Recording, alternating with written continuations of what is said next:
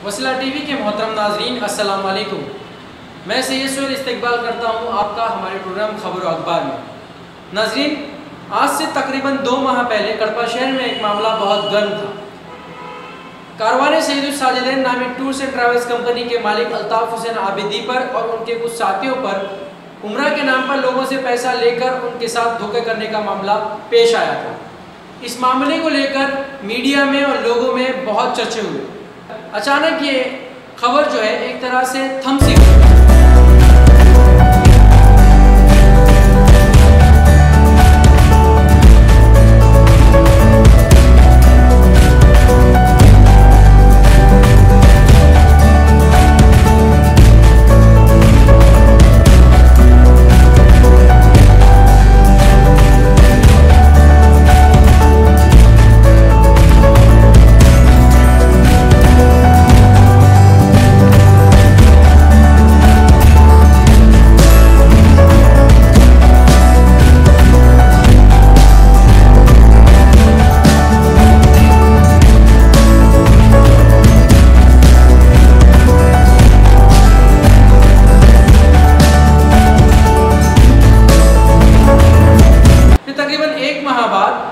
Police के अराकीन ने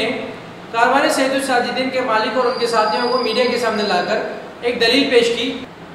जिसमें उन पर जो करोड़ों रुपए का इल्ज़ाम था उसे कई लाख रुपए का इल्ज़ाम दिखाया। उसके बाद में कोर्ट में क्या मामला हुआ, अदालत का क्या फैसला था, उसके बारे में ना तो मीडिया को कोई खबर दी गई और ना लोगों को। ये खबरें सिर्फ उन लोगों तक महदूद रह गई। 2 दिन पहले एक वीडियो सामने आया है कारवाने सैयद साजिदैन के मालिक का, जिसमें उन्होंने इस पूरे मामले की तफसील बयान की है कि उन्होंने पैसे कहाँ से लिए थे, पैसे किस काम में लगाए जाते थे, पैसे उन तक कितने पहुँचे, लोगों से कितने लिए गए। दर्द भरी आवाज़ में लोगों से दरख्वास्त कर रहे हैं कि उन्होंने जो भी पैसे लिए हैं और जो भी उन्होंने वादे किए हैं वो इंशाल्लाह ज़रूर पूरे करेंगे, मगर बाहर आने के बाद में। अब सवाल यहाँ पर ये उठने लगे हैं कि उन्होंने उन लोगों के नाम नहीं बताए जिनसे उन्होंने पैसे लिए। एक तरफ वीडियो में उन्होंने उन लोगों के नाम लिए हैं जो उनके साथ में शरीक होकर उनके काम में मदद करते थे, यानी कि उनके ऑफिस में काम करने वाले जितने भी अफसरान थे उनका नाम उन्होंने लिया है कि वो लोग उनके साथ में मिलकर लोगों की फलाह बहबूद के लिए काम कर रहे थे, मगर उन लोगों के नाम नहीं बताए जिन्होंने उनके साथ में मिलकर धोखा किया, यानी लोगों से ज़्यादा पैसे लेकर उन्हें कम पैसे दिए। और दूसरी बात, उन्होंने पहले जब एक बार रहमतिया फंक्शन हॉल में एक मीटिंग रखी गई थी उम्रा पे जाने वाले लोगों को तरबियत देने के लिए, वहाँ पर उन्होंने उस वक्त ही कहा था कि हम जो है इन लोगों का पैसा लेकर डेयरी फार्म्स में, चिकन फार्म्स में, ऐसे कारोबार में लगाकर उसे दुगना करके उन्हें उम्रा पर भेज रहे हैं। मगर उन्होंने 2 दिन पहले इस रिकॉर्ड किए गए वीडियो में एक बात जाहिर की है कि उन्हें वो पैसा इराक में रहने वाले उनके शिया मज़हब के इमाम हसन और हुसैन के चाहने वाले लोगों की तरफ से फंड के तौर पर मिलता था। अब देखना यह है कि उनकी कौन सी बात सच है और कौन सी बात झूठ है, पहले जो लोगों के सामने स्टेज पर की गई बात या अभी जो इस वीडियो में आई है। और एक और सवाल ये उठता है कि अगर इन्होंने लोगों को सितंबर, अक्टूबर, जनवरी, दिसंबर के वादे किए थे, उनमें से एक शख्स का इंतकाल जनवरी में ही हो गया, जो लोगों के लिए खाने, रहने और रिहाइश के लिए ताउन करते थे, तो अल्ताफ हुसैन आबिदी ने किस उम्मीद पर लोगों से सितंबर, दिसंबर और जनवरी के पैकेज के वादे किए थे, और इनके जो फंड्स पास करने वाले जो लोग थे उनका इंतकाल जनवरी, फरवरी में हो गया,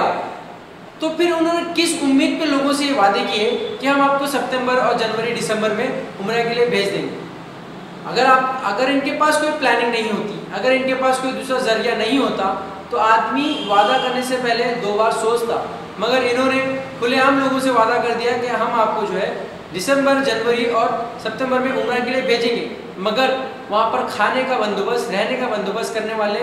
फंड देने वाले लोग जो है उनमें से किसी का इंतकाल बता रहे हैं वीडियो में कि जनवरी में हो गया था, तो उसकी वजह से उन्हें लेट हो गया। तो जब पहले ही इंतकाल हो गया तो उन्होंने दोबारा वादा क्यों किया? ऐसे कई सवाल इस वीडियो को देखने के बाद हमारे दिमाग में। Altaf Hussain Abidi कारवाने Syed साजिदैन tours and travel के मालिक, जिन पर ये इल्ज़ाम आयद है कि उन्होंने लोगों का पैसा जमा करके उम्रा के नाम पर धोखा दिया है, इस बात को लेकर उन पर तहकीक चल रही है, मगर तहकीक कहां तक पहुंची और क्या क्या बातें अल्ताफ हुसैन आबिदी ने बताई किसी को नहीं मालूम। अल्ताफ हुसैन आबिदी और उनके साथियों से पुलिस के अफसरान ने तहकीक करते हुए जो मालूमात हासिल की थी वो तकरीबन उन्हें कैद करने के 1 महीने बाद सामने आई, जिसमें पुलिस ने तकरीबन 6000 लोगों के पासपोर्ट और 17 से 20 करोड़ रुपए जमा किए गए हैं, ऐसी मालूमात दी। పంపాల 6096 మందికి వీళ్ళు డబ్బులు తీసుకున్నారు ఆల్రెడీ। ఆ సగటున దాదాపు 15 నుంచి 20 కోట్ల రూపాయల వర్త్। और यहाँ अखबार और न्यूज़पेपर में 200 से 300 करोड़ तक की रकम बताई जा रही थी। इसके अलावा अल्ताफ हुसैन आबिदी ने रहमतिया फंक्शन हॉल में किए गए उम्रा तरबियती कैंप में ये बात बताई थी कि वो लोगों के पैसे साल भर पहले जमा करके तिजारत में लगाकर उसके मुनाफे से उम्रा कराते हैं। इसलिए कि केसेस टूर एंड ट्रैवल्स की हिंदुस्तान भर में अल्हम्दुलिल्लाह dairy farm, poultry farm, import export business और ऐसे कई कारोबार हैं कि जो हाजियों का पैसा मिसाल 18,000 से हमने 1000 आदमी का पैसा जमा की 180 लाख रुपए। हमने उसके तमाम खुलासे किए कि पैसा कितने महीने पहले लेते हैं और किस तरह से इसे तिजारत में हक हलाल के कारोबार में लगाते हैं और उसके फ़ायदे से हाजियों को भेजते हैं। मगर इस वीडियो में ये बताया है कि वो कुछ लोगों से ताउन लेते थे जो मक्का, मदीना और इराक ज़ियारत करने आए लोगों के खाने और रहने का बंदोबस्त करते थे। तो हमारे पास कुछ वैसे बंदा खुदा थे जो कि इमाम हुसैन अल्लाह उसके रसूल के यहाँ पर खाना काबा के दस्तरखान सुफरा और अल्लाह उसके रसूल और इमाम हुसैन के मेहमानों के लिए रुकने खाने पीने के इंतजाम करने वाले थे। तो हमने उस वक्त पर एक कारवान शुरू किया कि ताकि इसके अलावा सबसे अहम बात उन्होंने बताया कि वो सबको उम्रा भेजेंगे और भेजना चाहते भी थे, मगर उनके साथियों ने उन्हें धोखा दिया। वो लोग आवाम से 35 से 40 हज़ार रुपये वसूल करते थे और अल्ताफ हुसैन आबिदी को सिर्फ 18 से 20 हज़ार रुपये तक ही देते थे। कुछ तो हमारे तो जैसे ऑपरेटर हैं जिन्होंने जो है आवाम से 40,000, 35,000, 25,000 लिए और हम लोगों को 18,000, 14,000 और यहाँ तक कि कई रकम को जो है घटाकर हम लोगों को दी। लेकिन बताना यह है इसके साथ साथ तो ये भी एक वजह है। साथ में वो कौन अफराद हैं, उनके नाम क्या क्या हैं, अल्ताफ हुसैन आबिदी ने उन बातों से अभी पर्दा नहीं उठाया है, मगर बेल मिलते ही जैसे ही वो बाहर आएंगे उन्होंने वादा किया है कि वो उन लोगों के नाम भी जाहिर कर देंगे। अब सवाल ये उठता है कि क्या पुलिस के अफसरान मुजरिमों का इलाज इतने महंगे हॉस्पिटल में कराते हैं जिसकी दीवारें प्रिंटेड हो और इतनी आज़ादी भी देते हैं कि वो 17 मिनट का वीडियो बनाकर यूट्यूब पर अपलोड करवा रहे हैं। लोगों की ये जल्दबाजी की वजह से